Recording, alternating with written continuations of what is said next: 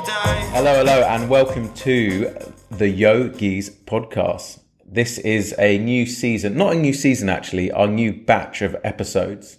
And we're really excited for this these next 10 episodes. We've got some great guests lined up. And first of all, I'd like to invite my co-host Ollie into the room. Ollie, how are you doing? Hello, mate. I'm doing wonderful. How are you? I'm doing pretty good. Any pre-match nerves for the first one? Have you been doing pre-season training or anything like that? Any vocal training? I've been doing vocal press-ups every single day. Yeah. Okay, good. You're gonna be pod match fit.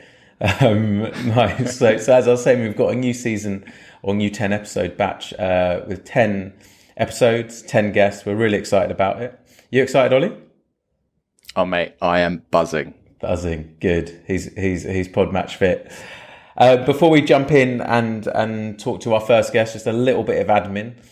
If you could like, subscribe, wherever you're watching or listening to the podcast, whatever you need to do to help, increase our popularity, we'd really appreciate that. So if you could do that, that would be brilliant. For those who haven't seen our new website already, check out YoGeezers.com for our new website. It's been live for a couple months now, but if you haven't seen it, please check it out and let us know what you think. And of course, follow us on the socials. But I think that's enough admin for the first one back. So should we invite our guest in, Ollie? I think so. Let's get him in. All right. So our first guest of this next batch, feels weird not saying season every time, is JAX, who actually starred in our No Man's an Island film last year.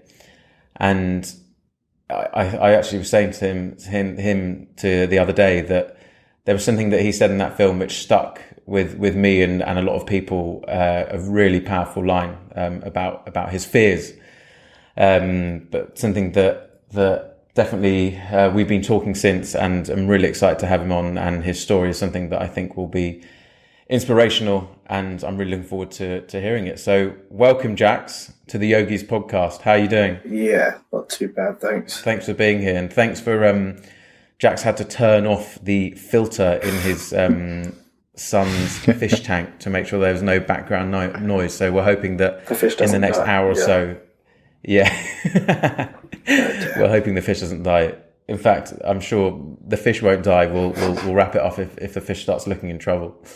But JAX, do you want to just start with telling us a little bit about yourself? Yeah. So I'm JAX. I am 34. I live in West London with my partner and 2 kids. I'm a support manager for a company called Short Trust. And long story short, I work with people who have mental health and health issues, and I get them off benefits and back into employment, which is pretty cool.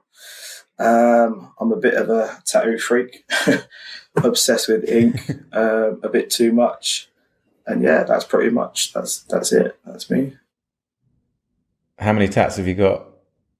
Oh, I stopped counting at about 132, so I'm going to 150 easy, but yeah, I have no idea now. How much do you reckon your arms are worth? 10 grand, roughly, yeah. Easy. Nice. But they sort of just merged into one now, so I don't bother counting. Nice. That is a lot of tats. Nice. Ollie, should we jump into the question? I think so, Nick, and I think you should probably be asking this one just to start us off fresh and start us off strong, mate. All right, I'll go for it. JAX, what's your problem, mate? Okay, I have a few, but we'll stick with one. I think at the minute, the main stress on my mind, shall we say, is finances and sort of providing for my family. Don't get me wrong, I have a good job. I'm comfortable, but I want to give them more. And in this sort of day and age, it's quite difficult to do that. So I think that's been my ultimate stress at the minute. So I'm trying to find different ways to boost my income and make sure everyone's quite comfortable, if that makes sense. Yeah, that definitely does. I think it's, especially in the current climate, it feels like a problem that I think quite a lot of people have. I think it's financial pressure is really hard, and especially when you have a family. I've just had a daughter, about a year and a bit ago now, and it's that added incentive and pressure that you're not only looking after yourself, but you're caring for other people. How do you, when you feel stressed about that, is there anything that you do that helps? I mean, I'm quite not a hothead, but some people see the cup half full, some see it half empty. I'm always the half empty one. So I stress for ages, but then I try and think of a solution. So at the minute, I think I've been stressed for about the last 6 months. Not that anything major's happened, but I'm just like, I need to fix this kind of thing. So I'm starting a PT course next month, which will be like a side job added on to what I do now. And hopefully that will fix my problem, but we'll see once I'm qualified. Have you found that since having kids, the pressure's like just so much more? Because I think I've got a lot of mates that have said that recently. Yeah. So since having kids, they're just like, oh my God, like I feel like I need to, provide so much more and do so much more. So I think for me, it was even not worse, but our two boys, they're my stepchildren. So I got with my missus about 5 years ago. And obviously with her came the boys. So I think it was more of a, oh my God, I've now got this family that I need to look after. So the pressure was even more so, if that makes sense. Yeah, definitely. And they're older, so they're 12 and 14. So, they want designer this, designer that. Everything costs the world. Special fish. Like your special, yeah. So I just want to straight in the deep end with teenagers. Honestly, yeah. But no, I wouldn't change it for the world. But I just want to make sure that I can give them everything they need and want, kind of thing. So. Is your other half glass half empty? She's or half half full. She's so positive all the time, and we actually row about it because she calls me Mr. Bean and says I'm negative, and she's just like happy all the time. So we clash a little bit, but it's good. I guess we balance each other out. So yeah. I'd say you got a full cup between you guys. Yeah. And you talked about becoming a PT and training in that to supplement your income. Yeah. And is that something, going to the gym, working out, that is something that helps with stress? And I guess the thing with money, that all kind of pressures around money and finances, it's always there until it's not. Yeah. And so is it something when you do work out that it can go for a little bit, or is it always kind of there? That's probably my only sort of outlet at the minute. I train like I try to do 5 to 6 days a week, and it's like my get out, away from everyone, away from everything, and it's a time to relax. So it's definitely my go-to to calm down and de-stress. I definitely agree with that. Yeah, gym is therapy. 100%. I was just going to say, I think money can be a tough one as well, because I think it was actually Jimmy Carr, of all people, who said it, who said that it's really important to know what is your enough, like what is the amount of money that you need, and then that worry will go away. Because I think once you've done that, once you've got rid of the financial worry or concerns around how much money you need to make, once you've actually hit that enough, then anything more is kind of an added bonus, and that's when it can turn into greed potentially. So I think that's something I remember hearing, just trying to work out what is your enough. And then once you've hit that, not then everything's all right, that you can obviously always earn more and there's other things you can do, but it's kind of like trying to work out what is your enough, because then once you've worked out what is your enough, then hopefully some of those pressures will go away. Yeah. No, for sure. I think we're quite, it's bad me saying I'm stressed about it, because there's so many people much worse off, and I get that. But I think for me, in my head, I think everyone should have like a safety net, especially when you have kids. You should have a safety net of, let's just chuck a figure out there, like 10 grand or something, that's emergency money kind of thing. And I think for me, if I hit that point, when I get to that point, I'll feel all right. Even if I had to live paycheck to paycheck, I've got a backup, that kind of thing. Have you ever said that before and then reached that point and then been like, actually, I think I want a little bit more? Doesn't have to be financial. It could be something else, like setting a goal and then hitting it and then thinking, actually, I'm still not satisfied. Like, a lot of people do that with the way they look. They're like, right, I'll get, to a certain body fat percentage or something. Not with finances. I think I've done it in the sense of the gym. So I initially, we'll go into this more, but I initially started training when I transitioned. So before I transitioned, I was 8 stone, maybe. I was tiny. So in my head, I was like, cool, I need to train and get to like 12 stone and fill out and I'll be all right. I hit that and I was like, no, need to keep going. And I'm still on that chase. I'm still going, trying to improve, So I keep setting these goals in, but then I get there and I'm like, no, it's not enough. I need to keep going. So, yeah. It's interesting that your financial side of that, you've got it under wraps. So hopefully you'll, start merging that into other parts of your life as well. But no, I completely agree with you. I'm very similar. But yeah, I don't want to digress too much on that. We can definitely touch on that a little bit later.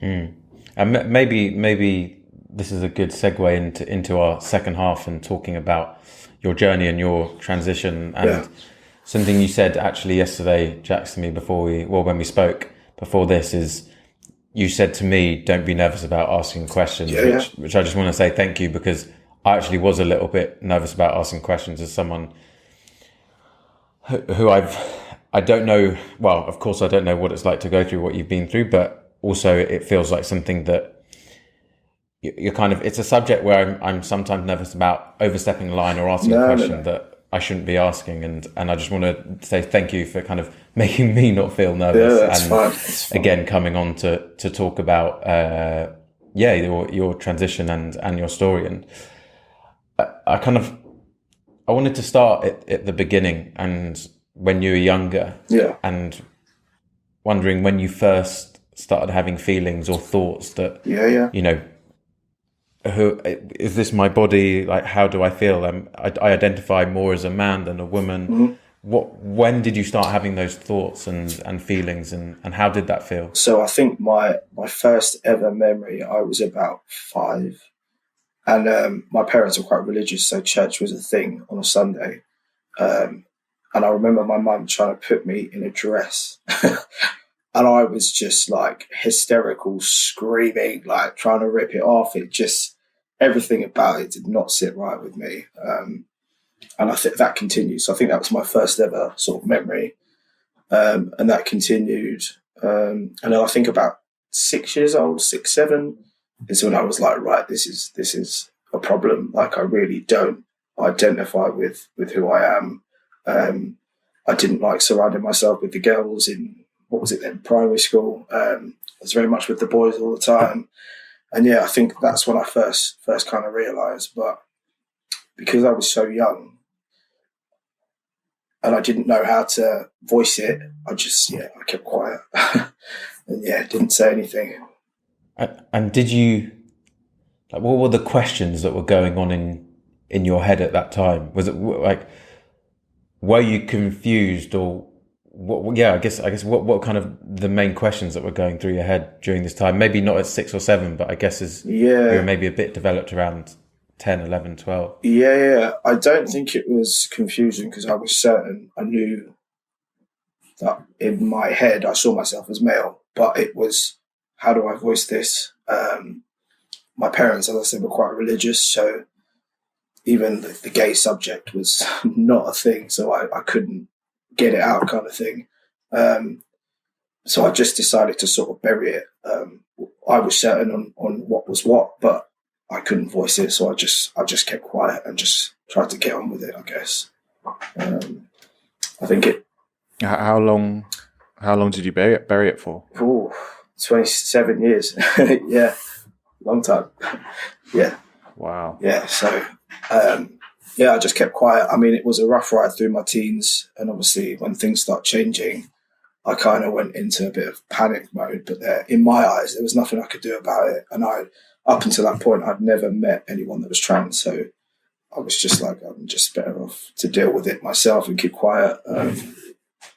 And that's what I did. And then I think when I was 27, I got to a point where I really wanted to like settle down. So I'd had relationships, I'd had serious relationships, but not the one, if you want to call it that. So yeah, I made the choice. I wanted to settle down, have a family, but I couldn't do that living that lie, So that was sort of the push to go out, to come out. Sorry.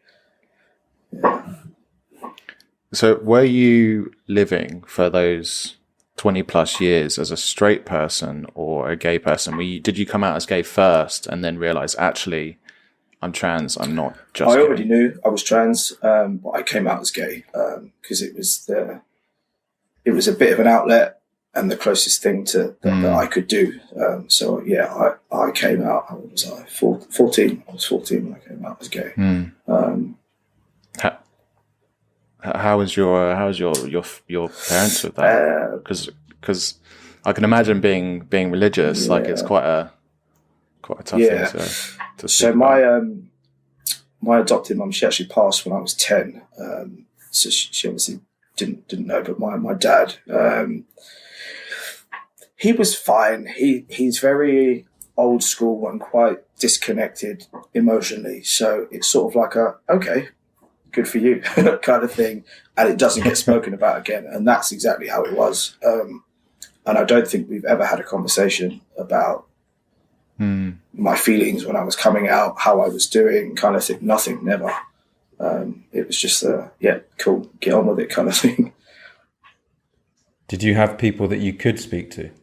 Yeah, so not long after I came out, I left home. And I was, this goes into a whole other story, but I was sleeping rough for about a year. But in that time, I made a really close-knit group of friends in central London on the gay scene, they call it. And they sort of became my family and looked out for me. So I had a lot of support in that sense. Yeah. Did you find like a community as you opened up to your real self, more and more? Like did you find that you were more accepted? You found your people. You felt more comfortable. Yeah, for sure. It was literally the community that became my family. So yeah, definitely. Yeah, that's absolutely huge. So I find like so my brother's also trans, and I've had some amazing conversations with him, and he said exactly the same. So he said that it's almost as if you almost find another family. I just think that's so wonderful. When I came out as trans, at that point, I think I'd only met about 3 trans people ever. So I started documenting my journey on Instagram, and all of a sudden there was this massive community of people. I was like, oh my God, there's so many of us. And even now, I can't believe how big the community is. It's insane. And I guess that's been growth a lot in the last few years. That community has grown. Yeah, massive. Or at least more publicly. Yeah. And when you, around the time of 27 years age, when you decided to come out as trans, was there anything that was hard about it, or kind of once you knew that you were going to come out as trans and ready to make the transition, was it kind of the weight is off my shoulders moment, or were there any hard conversations that you had, or any difficult things that you kind of had to go through to actually get to that moment of saying, I'm going to transition now? No, it was a no. I think I told my best friend first, and she was like, yeah. I kind of knew that finally you've come out. Oh my God, you guys could have come to me beforehand. But a lot of my close friends, they kind of said we were waiting for it to happen. All really accepting. My adopted dad was, again, okay, crack on kind of thing. That's how it went. And he's been all right. We haven't really spoken.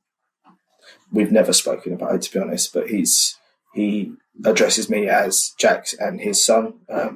Pronouns took a little bit, but yeah, he's got with it, so I can't really complain there. I think the only person that didn't really take to it was my birth dad. That's a very long story, but we don't talk, and we haven't spoken since I came out. He doesn't agree whatsoever, but yeah, what can you do? You win some, you lose some. It is what it is. So Yeah. I think you find that a lot when people, I mean, sometimes even just coming out as gay. I think that you seem to lose, but also gain different people of just acceptance. I find that, you know, just the world as a whole is coming to kind of a point of which it's like there are people that are tolerant, but then there are people that just are completely intolerant to these kind of things. Which I think probably has something to do with the fact that, you know, like you said, Nick, like in the last few years there has been huge gains.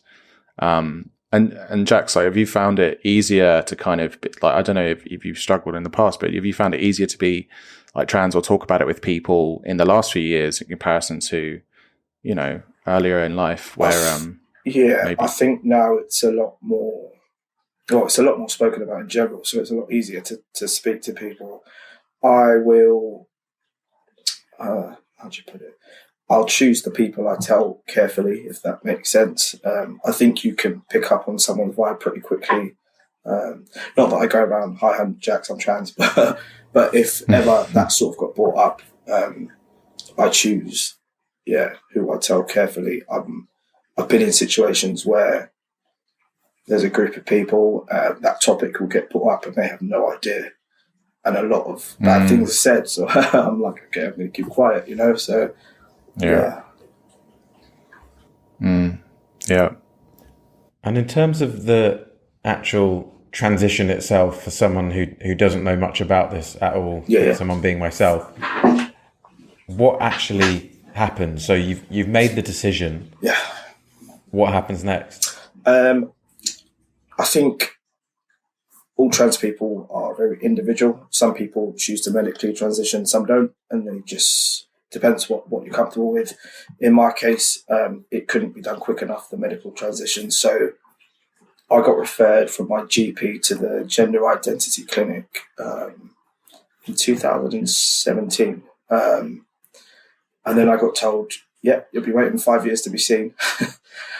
So I was like, oh dear. So I researched private sort of centres that do hormone treatment. And that's what I did. I went privately with Gender GP. And I think from coming out to starting hormones, it was about 3 months. 3-month gap. So I started hormones pretty quickly, which was an interesting journey. A lot of changes, crazy. That was good. And then I went privately for... Are they physical... Sorry, I was going to say, are they physical and emotional and mental changes? Because obviously the physical changes of the beard and the body, but are there mental and emotional changes? Did you feel different as well? Yes. So the physical, I think that's what everyone wants, is the voice change, facial hair, like muscle, body, fat redistribution and all of that. The mental side of things, until you have like a hysterectomy done to remove the female hormone reproduction thingy. You can say whatever you want to say. Yeah, cool. Okay. You're like this all the time, happy, down, sad, angry. It's honestly, I think even till today, my moods are still a bit, up and down, which is crazy, because you have to sort of check in with yourself and remind yourself that it's not general life, it's the hormones playing havoc with your body kind of thing. So, it's definitely a roller coaster. Do you have any methods to kind of really ground yourself and go back to that and just be like, it's not, it's my hormones, it's okay? Kind of I think the gym is my go-to. I mean, I struggled for ages, and bless my missus, I don't even know how she's still with me, because I was a nightmare. I think I've got a lot better. And I can recognise that it's the hormones, or I'm due my shot. I have injections every 11 weeks. So about a week before it's due, I'm just like, oh my God. And until I have that injection, and I'm like, okay, cool, it's fine. It's been a process for sure. Do you just feel, and that's probably a stupid question, but do you feel more yourself? Do you feel happier? 1,000,000%. Yeah. You feel more you. For sure. I think when I finally said it out loud and said, I'm trans, and came out, if I had to wait those 5 years and didn't go private, it's going to be a bit deep. I can't promise that I'd still be here, because I think once you let it out emotionally and you've said it out loud, it sort of becomes more real, and then you're still stuck in the same body, you know? So it's like, oh God. So that medical transition is so, well, in my case, so important. Yeah. No, that's amazing. It's just really good to hear as well, because I mean, like, you know, I've obviously not transitioned myself, but I've had, you know, my brother went from female to male, and I didn't really have much of a relationship with my sister at the time, but now he's literally my best mate, and I am so happy that he did that, because he's come into himself, he's more himself, and I just love hearing that from you as well, just because I think there's so many people out there that are scared to actually just truly be themselves, because it is a huge thing. Like, it's absolutely massive, but I don't think people can really understand what it's like to live in a completely different body that feels completely alien to you, and want to change, but it's so scary to do so. So is there anything that you say to like trans kids that are kind of like at the point where they're thinking about it, but they're kind of scared, or they're not sure how to start kind of going about it? I think, so not the Instagram I have now, my old Instagram got hacked and deleted, which is really annoying. But I started sort of posting my journey, hormones, surgeries, everything was sort of on that page, and it opened up to sort of the trans community, and I was getting a load of messages from kids like, oh my God, this is great, you're such an inspiration, can you help me, blah, blah, blah, blah, blah. And I think a lot of the issues I found was their lack of support, or family that didn't agree with what they were doing. So it was just a case of me sort of talking to them to try and change their mindset.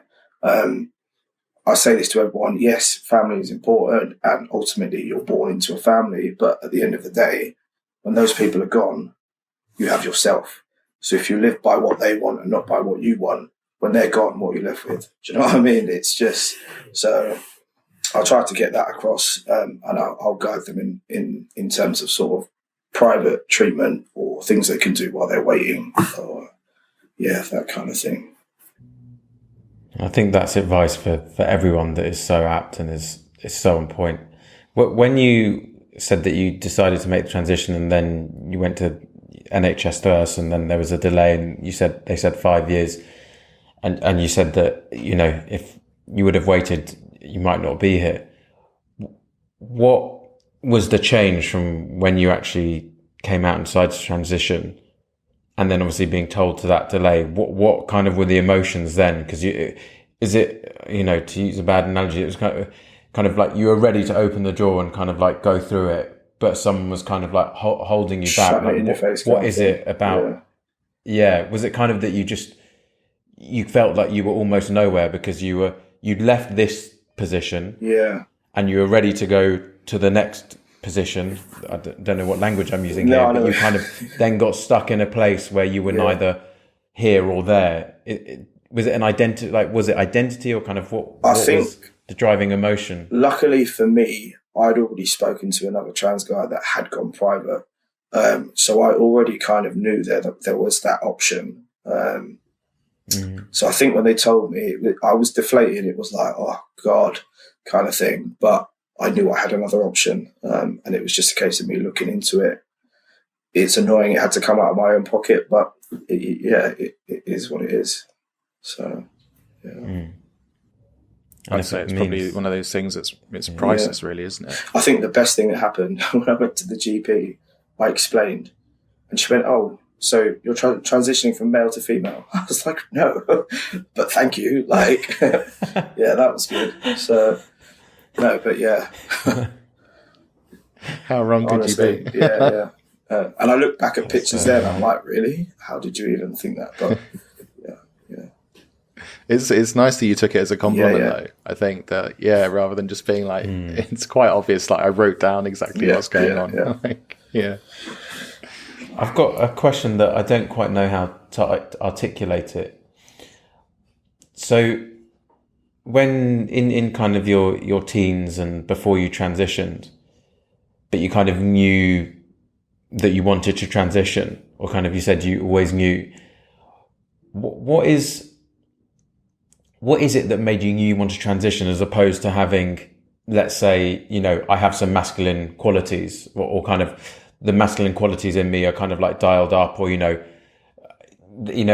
example, for me, if I thought, my feminine energy is like dialed up more than other guys, for example, in some aspects, or some aspects it isn't, but in some aspects I think it probably is, or, maybe I'm to me, I've always felt like a slightly more emotional guy than a lot of other guys. And in fact, I've always thought that as maybe that's a more feminine side of me. What is kind of the difference between, having slightly more, as a man, having slightly more feminine energy, or as a woman having slightly more of a masculine energy, between that and actually knowing that you wanted to make a transition? I think it was the complete disconnection from my body. I did not connect with it whatsoever. I wouldn't open up with partners and be free or whatever. I'd always cover up. It was just that, I just didn't connect with it at all. More of a physical than a mental thing, or a bit of both? Both, yeah, I would say both, yeah.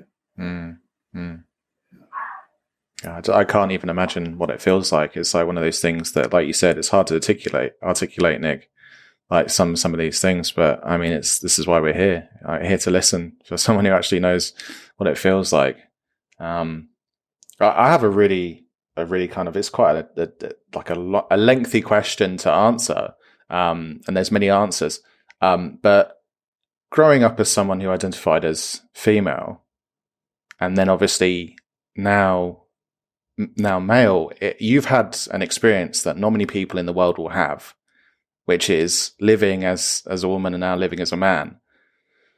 And I suppose, like, my question is there anything drastically different, or anything that you've picked up on as your experience from growing up? Like, is there anything that you experienced when you're female, or as a male? Like, because I've only ever lived as a man, and I will only ever live as a man, so I don't know what it's like being female. Is there anything that comes to mind, like in the differences, like how people treat you, or? I would say male privilege is a thing for sure. How people dealt with me before, males, completely different. Yeah. I'm trying. I don't know how to sort of put my finger on it, but it's definitely a change for sure.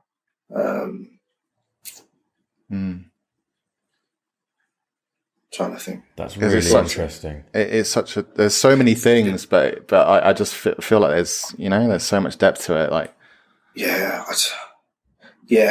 trying to figure out a word here.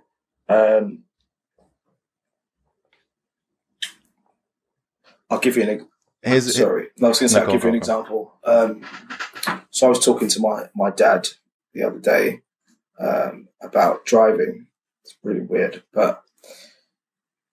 and he's like, the car's an expense, you should get public transport, right? And I was like, Dad, things are different now, especially because I identify as male, and I've got tattoos on my face and I look a type of way. I said, if I walk down the high street or get on a train, I guarantee someone will try to start a fight with me. And I know that sounds dramatic, right? But it's a real thing. Like, honestly, the looks I get and the people that want to start because they think, because of the way I look, I'm a type of way, is ridiculous. That wasn't a thing before. So, yeah, and I was trying to explain it to my dad, and he's like, I just don't understand. I'm like, you won't. You're 75. You're not with the times. It's okay. But, yeah, even that, random dudes wanting to fight, like, it's just crazy, ridiculous. I mean, I don't know if this is a compliment or not, but you do look hard. Thank you. Yeah, I wouldn't want to mess with you.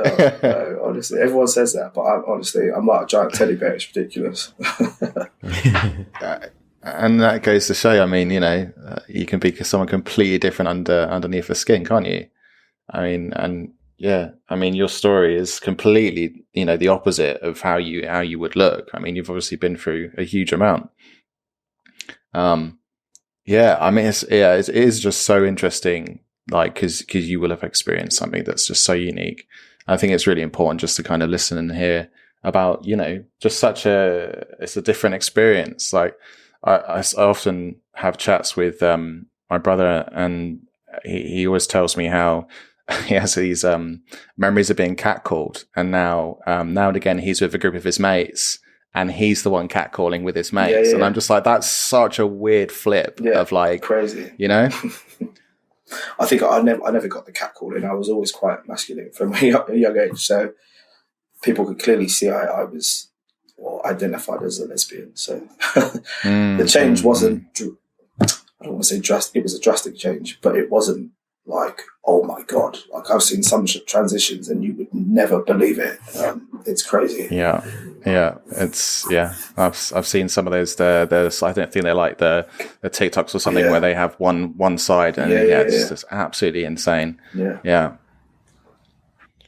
And moving on to trans rights and how in some parts of the world, trans people are, well, it's really hard to be trans in some parts of the world. And people are, you read stories of people being attacked, abused in various parts of the world. And to be honest, even in the UK, there's some hate crime around it. Have you ever experienced, like you say, you do look like very much like the man. So I think it's if someone's walking down the street, they're not going to identify you as someone who is trans. But I think there are some people who you can look at and you can know that they are, well, you can make an assumption they might be trans. Have you ever experienced any of that, any, whether it's abuse, whether it's verbally or physically, or know anyone who has? Personally, no, which I'm so grateful for.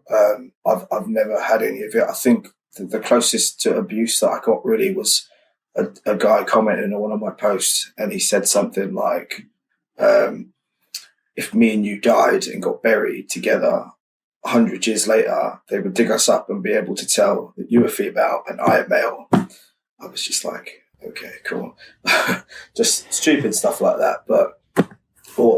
Just comments on Instagram. You can take as much testosterone as you want. You're never going to be male, kind of thing. Just silly things like that. So I'm blessed in that sense that that's all I've sort of had to deal with.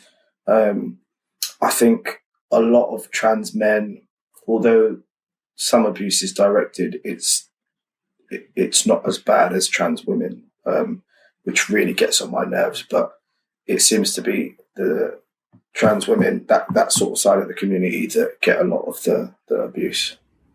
Yeah. Why do you think?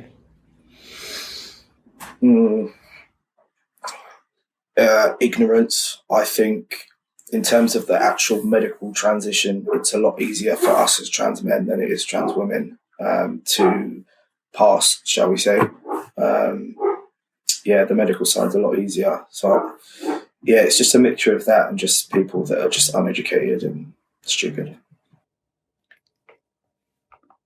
I was just thinking, like, when you mentioned that, so, in Thailand, there's been ladyboys since forever. I think I can remember. It's not a new thing. I think trans people have been around for like absolutely ages. It's not been as spoken about as it has been now.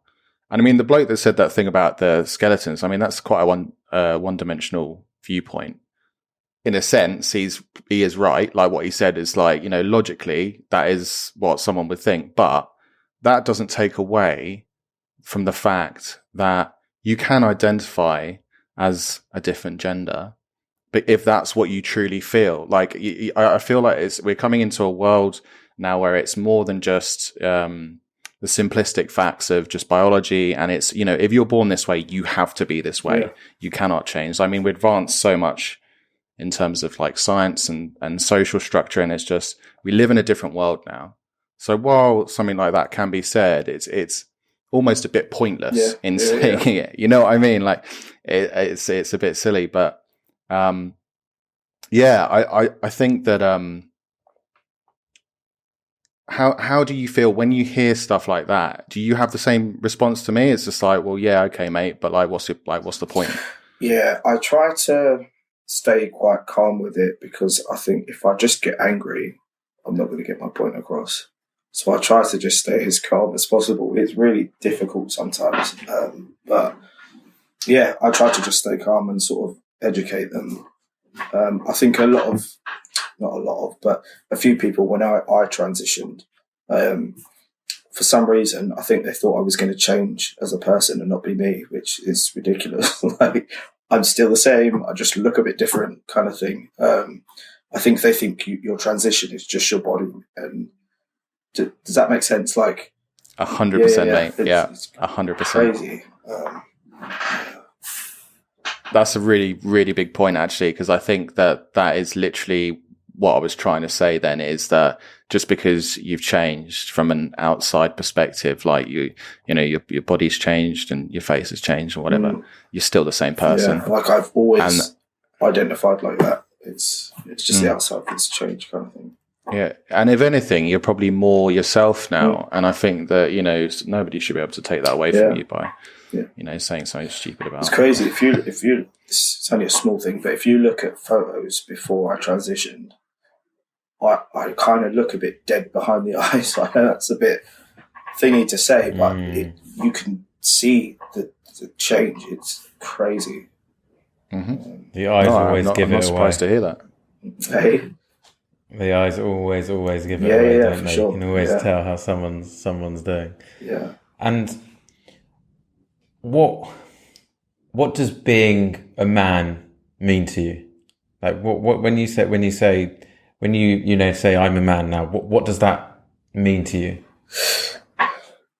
That's an interesting question. How do I word that? I'm just finally myself, if that makes sense. I don't think I've changed apart from the outside. I'm still me. I'm just living my truth outwardly, if that makes sense. Yeah. Almost as if you've always felt that way. Yeah. Because I think a lot of the time society puts labels on what being a man and being a woman is, you know, and even from a kid, like we were saying, as a 5-year-old, you have to wear if you're, you know, as a young girl, you wear a dress. As a young girl, I think less so now, because I think the world is changing and evolving. But, you know, you play with Barbies or you play with dolls, and as a guy, you play with Action Man and all that stuff. And I think what I'm kind of, the thing for me that I find really, and that question you asked Ollie about, you've experienced both being a man and being a woman, and actually the main difference for you was how people acted towards you, as opposed to like you feeling any different. And I think my daughter's at an age now where she's 1 year old, and it's kind of,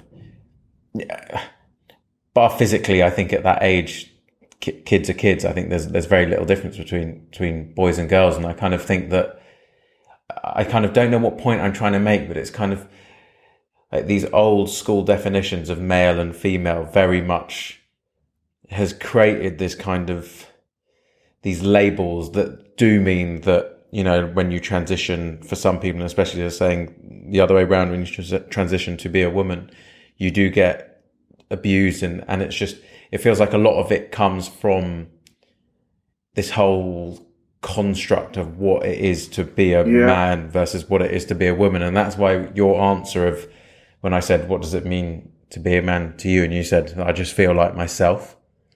And I think that's a really interesting answer, because I didn't know what you're going to say. And when people ask me that, I'm kind of, I'll have a similar answer as well, to be honest. I'm like, it's kind of just, do you know what? It's me. Yeah. When I started transitioning, and the medical hormones up, down, I was quite emotional. And for ages, I tried to sort of drum that out of me. I'm like, you can't be like that.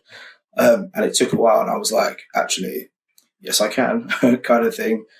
Does that make sense? Like, in my head, I thought, oh, you need to be this sort of strong person now that you've transitioned. But actually, I don't kind of think. Does that make sense?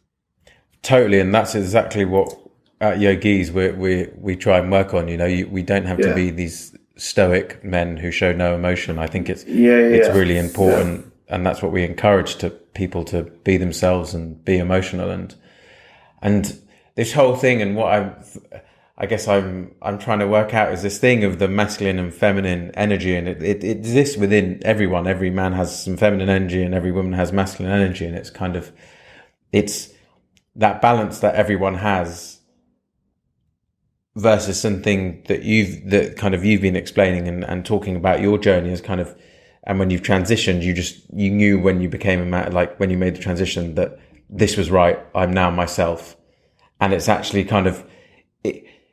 Is it more on, because you say the physical thing is important to you, but is it kind of, is the most important thing, and it sounds like it is when you say it, I feel like myself, is it just emotionally, mentally, it's you, and mentally it's just, that's it, that's the key of it. Yeah, exactly that.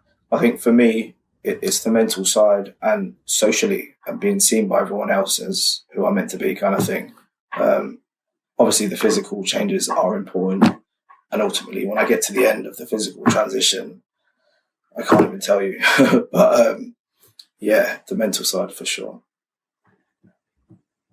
I suppose, in a sense, you feel validated. To be seen as who you are, Did you feel kind of almost like not fake, but just like almost like you were kind of playing a game, or you had like a facade? Yeah, it's mask on. It's like you're hiding kind of thing, I remember when I had chest surgery and I healed and I was able to go swimming outside.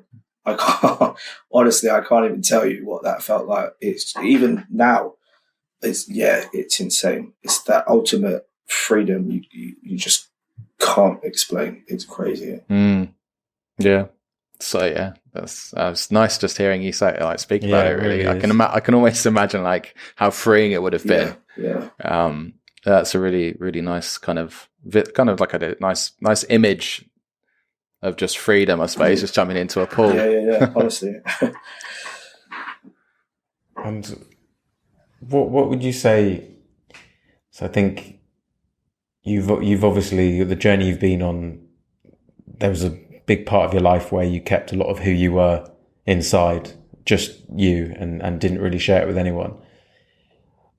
What is there a piece of advice that you would give people who are holding things in, big things in, whether that's about their identity or certain emotions that they're suppressing?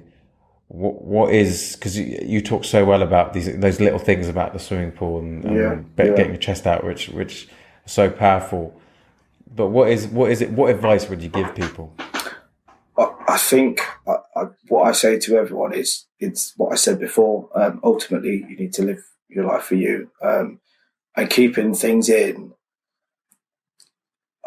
It tears you up inside, like it's just crazy.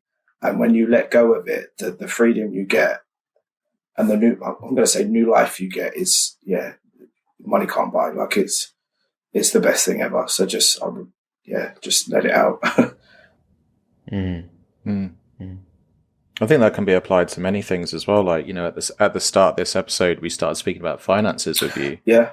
And I suppose that, like, you could say that to like people who are trying to kind of take that next step up in their career or something, is just really just, if you get opportunities, say yes, try and open as many doors as you can, take these opportunities with both hands and stuff, and just almost like try and live your life without worrying about what ifs. Because I think that we all do that. We all worry about, if I do this, like, so-and-so is going to think this about me. And I'm sure you went through this a lot, JAX, when you were, thinking, God, after having surgery is a huge, huge change. Yeah. Specifically, like, physically and stuff. Did you ever worry about like scars or anything like that if people looking at you? I did initially, but I got them tattooed. So, yeah, I was fine after that. But yeah, people stare and I got bitten by a shark, like, what are you looking at, kind of thing. It was a bit of an issue, but I tattooed. I got both sides tattooed, so I'm all good now. Yeah, finding a creative way of, fixing a problem, really, isn't it? But again, I, even before the tattoos, I had to sort of tell myself they're part of the journey, they're part of my freedom. So it is what it is, kind of thing. Love that. Yeah, like you have to get scars to get get through. It's hard times make a person, I think. Yeah. And you're left with those memories or sometimes physical scars. Yeah, exactly that. 150 plus stories on your body. Yeah, obviously. Yeah. Thank you so much, JAX, for sharing your story and everything. And I there's so many there's so many things you've said that have been quite inspiring. I think the thing you say about, at the end of the day, if you're living for your family, what happens when they go? You're living for yourself. And I think that's an important message for everyone. But I just want to say thank you so much.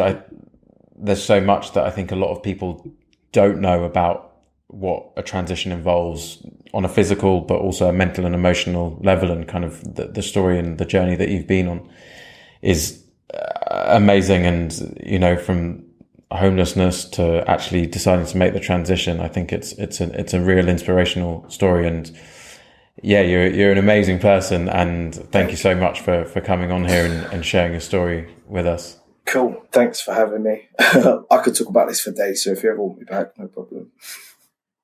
Well, where can people find you when you're not on YoGeez Podcasts? We can probably put your links in the description. Yeah, Instagram's probably the best place. So yeah. Okay. Anyone struggling we'll with link it your can Instagram. hit me up, and I'll try and help. What's your handle? It's JAX Murray James. JAX Murray James. We'll put it in the show notes as well. But yeah, thank you. That was, as I said, a lot of stuff I didn't know. There were definitely questions I was nervous about asking before we spoke yesterday, but feel that I've definitely learned a lot, and just to hear your story is really inspirational. And I think, keep on telling it, because I think you tell it really powerfully as well. And there's certain things that you say that kind of really resonate, I think, on a human level in general with everyone as well. So thank you very much, Ollie. Thanks, guys. Thank you. How's the fish, by the way, JAX? Is the fish all right? Yeah, I think so. I'll check on it in a bit. The fish is alive, everyone, so we're all good. Thanks for listening to another episode of the YoGeez Podcast. Remember, as I said at the beginning, please like, subscribe, share it with everyone, and you can find us on Instagram at YoGeez to see what we're up to. But for now, take it geezy. Today's a day.